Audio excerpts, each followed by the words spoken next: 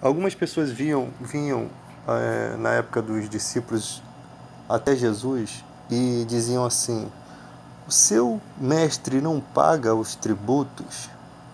E o Pedro, sem perguntar a Jesus, ele diz: sim, ele paga. Então foi lá e conversou com Jesus, e Jesus faz uma série de perguntas a Pedro, mostrando que não havia motivo, né, para que esse tributo fosse pago. Mas para não escandalizar, ou seja, para não arrumar confusão à toa, para não ter problema, e para que eles não tivessem motivo algum contra o Evangelho de Cristo, que, né, por conta de dinheiro, por conta de uma pequena coisa que poderia ser resolvida facilmente, Jesus evitou de ter ali intrigas, né, desnecessárias. Ele não dava motivo. E foi lá e, por um milagre, Pedro pesca um peixe, a mão de Jesus, pega ali o tributo e paga aqueles homens. Quando nós vemos o comportamento de Paulo, que ele vai falar sobre lá em 1 Timóteo 6,9, né? Quando ele explica que pessoas que ensinam doutrinas diferentes, eles são soberbos, né? Eles nada entendem, eles têm mania por questões e contendas, né? Eles bagunçam todo o evangelho, eles pensam que são sábios, mas em vista, quando o que é pregado é confrontado com a Bíblia, eles saem envergonhados, eles não podem manter a sua linha de pregação com a Bíblia totalmente. Porque é isso que um cristão deve fazer. Ele deve alinhar a sua pregação totalmente com a Bíblia. É como o professor de história faz. Ele alinha todo o ensinamento histórico nas coisas que ele estudou no livro. Ele é um professor de história daquilo que ele estudou. Ele não pode alinhar coisas da ideia dele. Ele não pode macular a história, ele não pode manchar. Assim também o pregador não pode mudar. E aí vamos supor que o professor de história comece a pegar um livro de história e contar a história totalmente diferente. Vamos supor que ele fosse falar da história do Brasil. E ele começa a mudar os personagens, né? Ou tentar mostrar alguma coisa ali além do que ele ensinou. O que vai acontecer com ele? Os outros professores de história vão confrontar esse tipo de raciocínio, esse tipo de situação. Por quê? Porque eles aprenderam de um livro de história. Eles não podem, no máximo que eles podem é conjecturar sobre um assunto e tal, mas não que isso possa ser uma comprovação de verdade. Assim também é a Bíblia. É exatamente assim. O falso pregador, ele não consegue viver pregando totalmente as escrituras e agindo conforme as escrituras, né?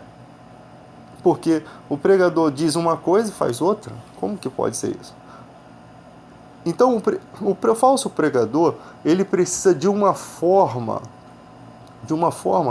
de mostrar ao seu público um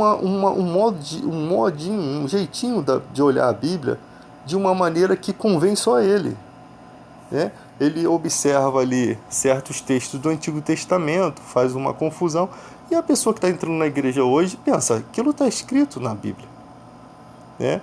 Para você ter ideia, tem gente mais louca do que isso.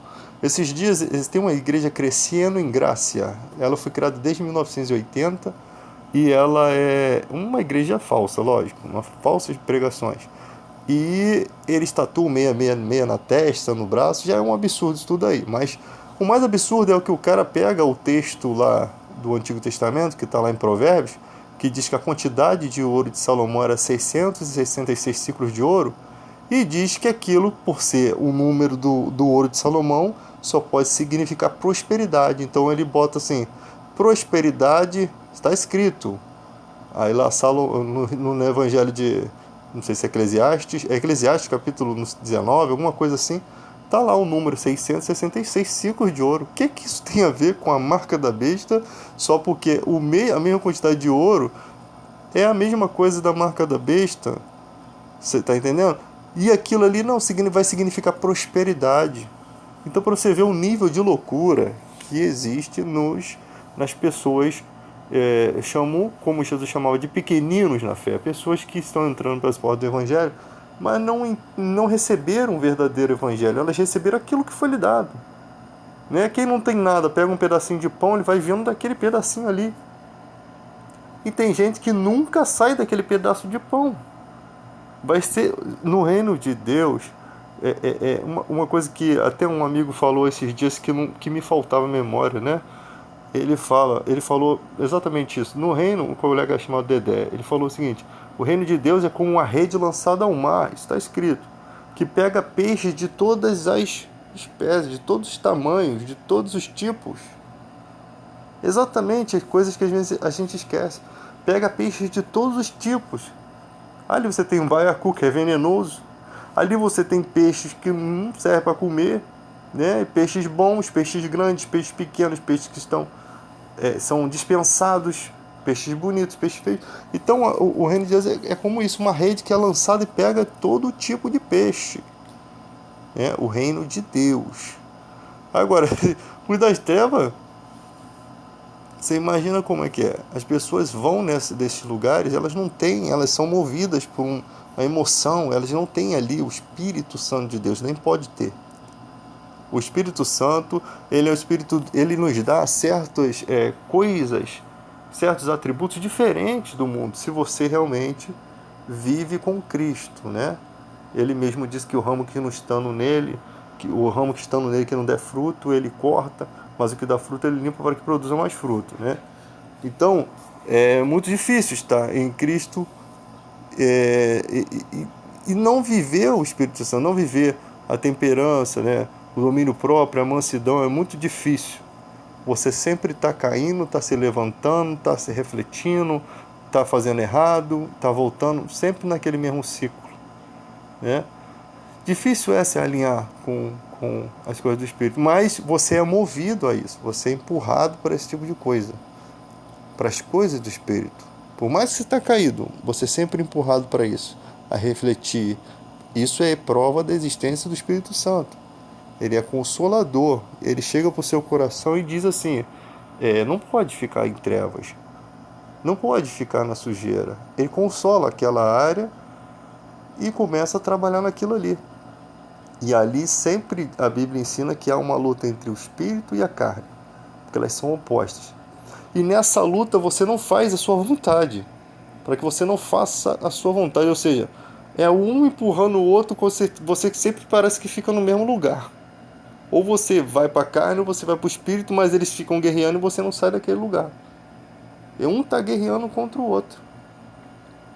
Então você não pode deixar com que essa batalha seja perdida, né? Aí o Espírito Santo está perdendo, ele vai fazer o quê? Interceder mais, buscar mais por você, vai fazer coisas, né? Às vezes Deus muda você até de lugar, como uma peça de xadrez, porque aquele lugar ali não está bom para você, ele te tira dali, te bota no outro, não está certo, você não está legal ali, não está bem, ele te joga para o outro, e assim você vai sendo guiado como o vento, né? E é assim que funciona. Não queira você pegar uma mensagem dessa e depois falar assim: Deus falou isso comigo, é para me fazer isso ou aquilo, que tem gente que faz isso. Você está me pregando uma mensagem, a pessoa acha que ela tem que tomar uma atitude por conta daquela mensagem. Geralmente as coisas não acontecem assim. Quando Deus quer tirar você de uma peça de xadrez, ele mesmo tira. Acontece uma bugiganga aqui, uma coisa que não tem nada a ver. Você é colocado ali e você sai pelo ralo e você segue exatamente para onde Deus quer. Não precisa você mesmo dar o passo. Muitas vezes não precisa você dar o passo. Você vê que quando Deus fala para Abraão, ele fala diretamente: sai do meio da tua parentela e vai. Com a terra que eu te mostrarei. Se ele quiser falar, ele vai falar. Né? Mas quando tem um propósito muito imenso, né? Geralmente quando Deus fala com as pessoas, você vê Abraão, Moisés, olha os propósitos, Paulo, olha as coisas que esses caras sofreram também, as coisas que esses caras passaram. Depois de ter tudo, né? Abraão, depois de ter tudo, teve que deixar tudo para trás para se separar de Ló. Paulo ficou cego. Moisés abnegou sua vida toda pelo reino de Deus. Então, são coisas diferentes. Então, Deus, hoje em dia está um tal de Deus falou comigo, Deus te revelou, Deus Olha que Deus não anda fazendo esse tipo de coisa. Deus não anda fazendo tantos milagres assim. Deus não anda fazendo tantas coisas assim em uma só igreja, né? E as pessoas, não, vem para cá. Não, é aqui que é bom. Não, é aqui que é bom. E o Espírito Santo é o mesmo em todas as igrejas, então tinha que ser bom em todo canto, né? É um só Espírito. Eles não entendem isso, gente. O cara que fala assim, a minha igreja, vem aqui que é bom. Nas outras são ruins. Você pode dizer até assim, aquela ali é ruim porque não prega o verdadeiro evangelho. Eu posso dizer isso? Posso. A Bíblia manda eu experimentar os espíritos para ver se vem de Deus. E só há dois espíritos, o Espírito Santo e o que não são santos, que são os espíritos do mal. Então só se divide em bem e mal. Os espíritos, os dois, o do bem, o Espírito Santo, e o espírito do engano. Experimenta. Como experimenta-se o espírito? Eu vou experimentar, vou tomar um caldo de espírito. Não é isso. Lógico que não pode ser. É você examinar o que está sendo ensinado. É experimentar. O que ensino é esse? É você passar aquele ensino pela peneira. Não é você começar a viver naquela onda ali, não. As pessoas estão balançando na igreja, então vou experimentar isso aqui também. Vou começar a balançar. Não é isso que a Bíblia está dizendo. É você passar aquele ensinamento pelas escrituras, ouvir os lados que às vezes se opõem, porque geralmente o que vai acontecer? Os homens de Deus vão se opor à mentira. Ainda que tenha muita gente contra essa pessoa que está se opondo, a verdade ela está nas escrituras. Ela é muito fácil de ser reconhecida. Ela quebra a mentira em 300 partes. Porque a verdade, primeiramente, é pura, eficaz, né? E ela vem carregada de poder. E ela vem carregada de grandes testemunhos, né? Jesus nunca deixou os discípulos sem testemunhos. Cara, para os judeus, a cruz de Cristo era um escândalo. Sabe o que é um escândalo? Uma coisa louca. Não tinha eles não acreditavam no Evangelho onde o Filho de Deus ia ser o Messias deles, estaria sendo crucificado. E o pior de tudo, uma vez Pedro pregou, não sei se foi Pedro ou Paulo, foi Pedro, para aqueles homens que estavam vivendo nesse escândalo, né? E quando abriram os olhos dele, eles perceberam que eles mataram o próprio Messias dele. Eles entraram em desespero. Mas Pedro consolou eles, mostrando, quando abriu a visão, quando eles puderam enxergar através da pregação da palavra, porque a fé vem por meio da pregação. E você acha que foi fácil Pedro pregar que aquele homem foi crucificado e eles eram culpados? Não foi fácil falar na cara deles isso. Mas Deus abriu o entendimento deles e eles reconheceram, fomos nós. Imagina o cara reconhecer que tudo aquilo que ele viveu aprendendo ali, ele acabou massacrando o próprio Filho de Deus. Entraram em desespero. Enquanto o engano estava no coração dele, o coração era de pedra, eles estavam vendo o engano. Estavam com o coração dentro deles confrontando o que Pedro dizia. Mas quando quebrou-se a pedra, eles se arrependeram. Quando a verdade veio, Pedro passou a não ser mais o vilão, passou a ser amado. E agora, Pedro, o que a gente faz? Não se preocupe. Estava escrito que ia ser dessa forma. Tinha que ser assim. Ainda que vocês tenham errado, existe perdão para vocês. Aí, se fosse o dia de hoje, não tem perdão para vocês não. Vocês estão tudo no inferno, pode viver sua vida miserável, que vocês vão morrer, vocês vão para o inferno. Imagina, gente, como é que seria um cara sem entendimento, né? Então, ali abriu-se o entendimento, mostrou que o coração deles estava o quê? Na ignorância. É assim que muita gente está vivendo. O coração está na ignorância. Faz as coisas erradas, mas o coração está de pedra ainda. E só a palavra pode quebrar isso, né? Ali houve o quê? Uma atenção em ouvir o que o Pedro estava falando. Por mais que fossem pesadas as palavras. Tem gente que fala assim pro pastor, às vezes já falaram isso para mim também. Você não pode falar isso, você tem que falar isso e isso e isso para poder me levantar, para poder me consolar. Minha filha, eu não estou aqui para fazer tua vontade, não. Eu estou aqui para fazer a vontade de Deus. Não estou aqui para ficar escondendo, passando a mão na cabeça de pecador, pessoa que está vivendo eu não. Eu estou aqui para falar o que está escrito, como deve ser e o que vai. Não vou nem falar o que Deus me mandou falar, porque Deus não mandou falar, mas a inspiração pode estar vindo de Deus, porque é a verdade. E conhecereis a verdade e ela vos libertará, né? Então, a gente não tá, mas você não pode falar isso pra mim. Isso são palavras muito duras, eu não preciso ouvir isso. Ah, meu filho, então não preciso ouvir, também não preciso falar. Se você não quiser ouvir uma palavra que vai modificar a sua vida, então fique vivendo das palavras que você já tem aí. Eu não gosto dessa coisa de ficar pregando mensagem para poder agradar as pessoas, porque o evangelho não agrada nada. Uma vez uma pessoa estava pregando assim: vem para a igreja que vai dar tudo certo na sua vida. Aí eu falei: mentira. Mas como isso, irmão Deide? Como é que você fala isso? É mentira. Vem para a igreja que vai dar tudo errado na tua vida. Porque se você ler a parábola do semeador, as coisas vão dar errado. Deus é recompensador dos que o buscam. Pode, por um tempo, as coisas fluírem bem, abrir-se porta de emprego, mas vai ter muitas coisas que vão acontecer para se opor à sua fé. E isso eu não posso ficar escondendo, porque existe a parábola do semeador. Quando alguém recebe a palavra do reino, o maligno persegue. Porque se eu falo para ela, vem que vai dar tudo certo, e ela no dia que vem na igreja, a casa dela pega fogo, ou acontece alguma coisa, o que ela vai pensar de Deus? O que ela vai pensar? Que Deus é um mentiroso. Você já parou para analisar? Às vezes a pessoa vai para o culto, tudo bem, quando sai do culto é aquela brigaiada que ninguém sabe onde começou nada. Perseguindo a palavra. Como?